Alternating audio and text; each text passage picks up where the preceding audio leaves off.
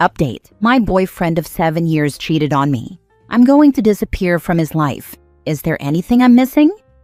Original post. Hi 27 female, just found out my boyfriend, 29 male of 7 years cheated on me.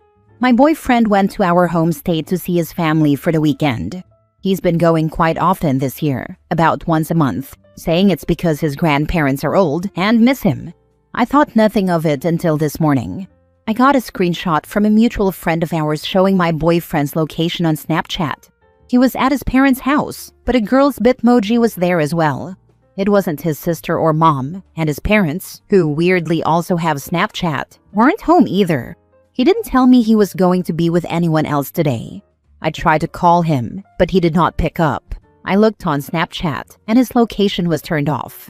The mutual friend says my boyfriend has told everyone at home that we had broken up 4 months ago. He said my boyfriend was making him stay quiet about it because he was trying to find the right time to tell me. As far as his parents know, he's moving home once our lease is up. The reason our mutual friend told me was because he walked in on my boyfriend and the girl hooking up this morning. I texted an old friend who lives in my hometown, and she immediately asked why my boyfriend was on Tinder. We caught up, and she sent me proof, his photos on Tinder and his bio. It hurt to see that photos I took of him were used. He had even covered my face in a photo we took together and wrote, "This could be you." I had no idea his family thought we were broken up and that he was looking for other people to date. We even went to Italy a month ago celebrating our 7-year anniversary. I'm so confused, and I don't know what to do. I look around, and everything in our apartment seems like a lie. The soon-to-be ex texted me just now and said he's on his flight back. He'll be back in about 5 hours. Obviously, he can find his own way to the apartment from the airport. I'm shocked and numb, but my best friend is with me helping me pack up all my clothes. I'm leaving, and I'm not leaving a trace of myself behind. Our dog is coming with me, and I'll be staying at my best friend's place for now. My soon-to-be ex and I already have separate bank accounts, and our joint account doesn't have much in it right now. I make more than he does, so he can keep it. I can't go to the leasing office because it's closed on Sundays, but I sent an email asking for early termination on the lease. We're registered as domestic partners, so I've completed the termination form and will drive it up to the LA County office tomorrow. He's on my health insurance, and I've sent the email to HR to kick him off ASAP. We have several large photo albums together, and I'm not sure what to do with those. Keeping them would be too difficult, but I don't want him to have the satisfaction of having our photos. It's clear he uses our memories in a horrible way. Is there anything I'm missing? I can't seem to think of everything, and all my thoughts feel jumbled. Nothing makes sense, but I know I can't stay. Any help to ghost a person this close to my heart would be appreciated. Now for the top advice before reading the update. Fill out a change of address form and list a friend's address for your mail. It's often overlooked. Additionally, if your shared pet is chipped, have the data on it updated and other pet-based records modified to suit the new circumstances. Remove him from your airline miles plan, if necessary.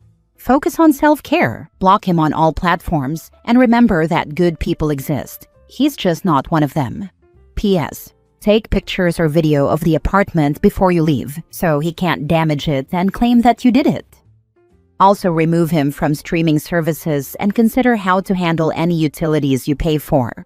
Call your agent and make sure he is no longer listed as a driver on your car insurance, and change your mailing address. Do you have a toll road transponder? Is he listed as an emergency contact for anything?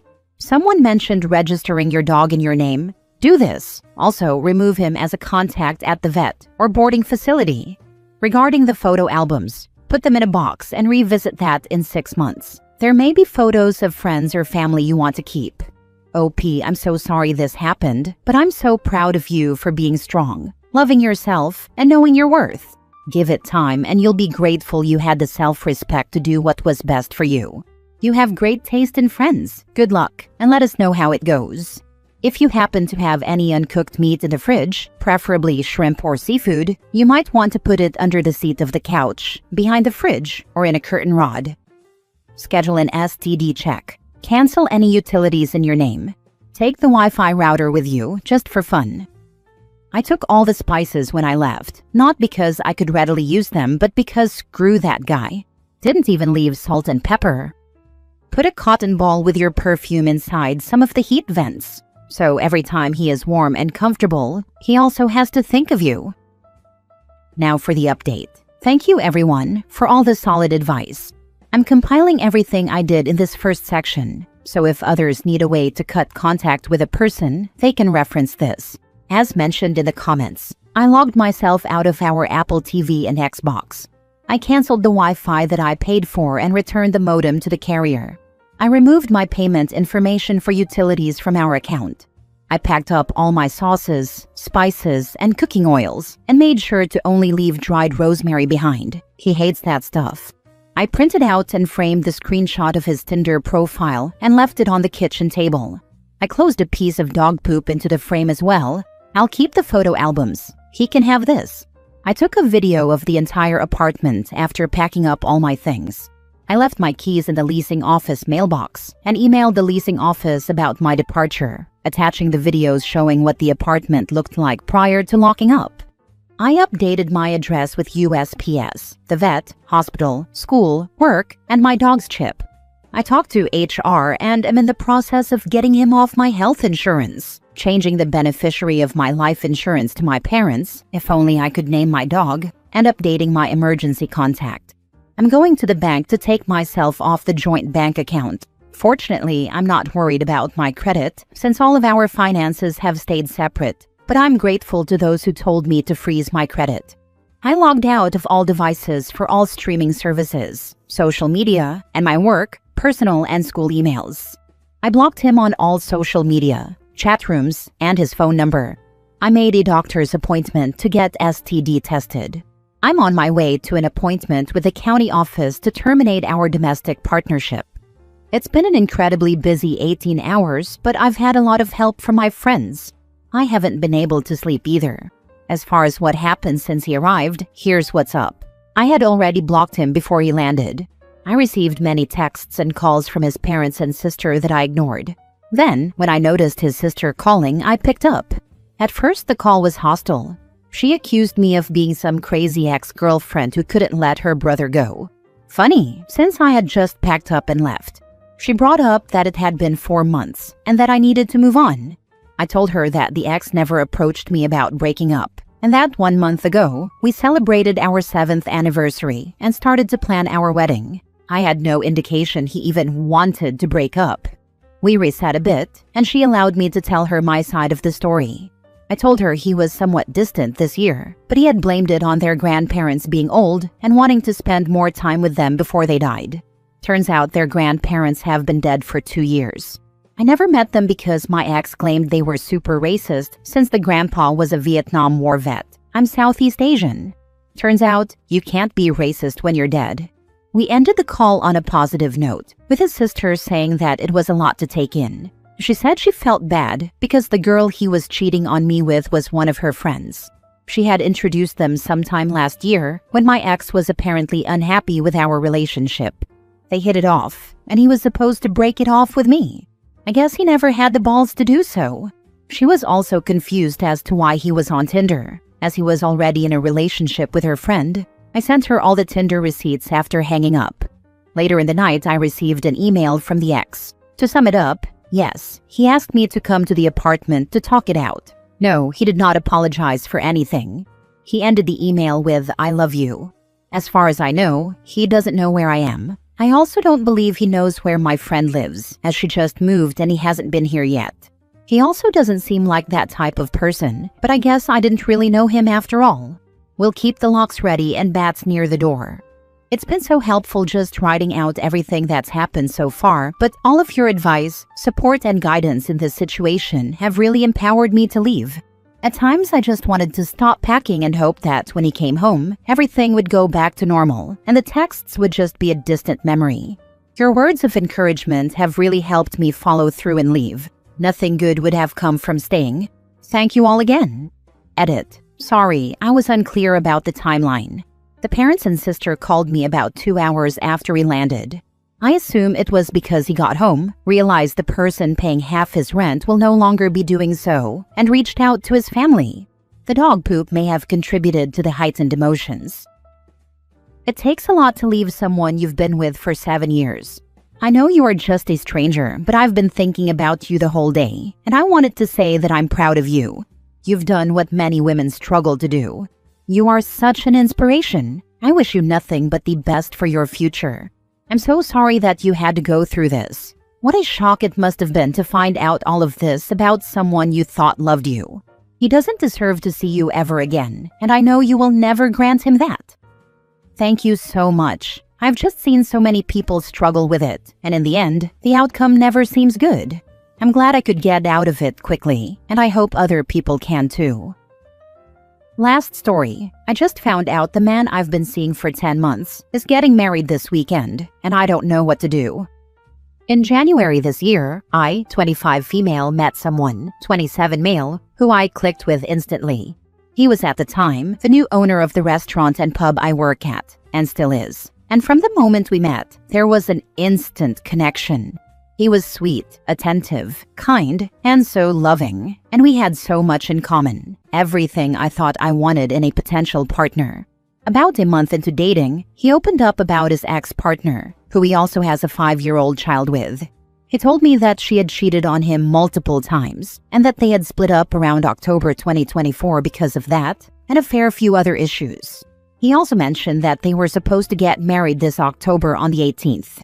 Things between us started to get rocky around March. He told me he was unhappy with his life and that things hadn't gone the way he wanted. And after that, he started pulling away emotionally. We had a few discussions about where we were going to go from there, but things remained somewhat hopeful. Sometimes he'd cancel dates or change our plans, but his reasoning was always his son. So I had no choice but to be understanding. And of course, I wanted to be. Even though he left me alone in a hotel room for 3 hours on my birthday. It was so hard to even see him in general because he was so busy. Throughout March, April, and the majority of May, he'd come back and tell me he missed me, pull me close again, only to then pull away. It was like an emotional roller coaster with him 24/7, and I never knew where I stood or what he really wanted out of us. By late August or early September, I started to really question where I stood with him. It had been 9 months by this point, and he still hadn't asked me to be his girlfriend. In fact, he explicitly said we weren't together once or twice, without me even bringing it up. When I asked why, he told me he wasn't ready, that things were complicated because of his son, and that if his ex found out about me, she'd stop him from seeing his son. Eventually, I couldn't handle the confusion or emotional back and forth anymore, so we decided to call things off, but with the mutual understanding that we'd both work on our own issues, such as him going to therapy over his anxieties, and we would reconnect in the future and come back healthier. Fast forward to now. Last week on Wednesday, the 8th of October, I started having this gut feeling. Something about the supposed wedding date just didn't sit right with me anymore. I saw him at work with some friends for a drink that evening, and out of the blue, he mentioned booking off the weekend of the 18th to spend time with his son. He'd never said that before, or really ever mentioned his weekend plans unless I asked him, so I asked him directly, "Please be honest, is something going on that weekend?" He looked me dead in the eye and said no, the wedding wasn't that day, and I knew that wasn't true. We got into quite an argument over it, where he said he loved me but didn't know how he felt anymore. That he was confused, that he didn't know what to do about anything anymore, and he genuinely looked like a shell of a human that night. That same night, he drove me home and kissed me before I got out of his car, which in hindsight was wrong of me to let happen. Fast forward to yesterday, 14th October. I still couldn't shake the feeling, and I did some digging. I found her Spotify profile, where there was a newly created wedding playlist, and my heart sank. I ended up trying to find whatever I could online and on socials, and eventually found and called the venue, pretending to be a family friend sending a card. They confirmed it was them. He's getting married in 3 days, a month after we called things off. I was, and still am, absolutely crushed.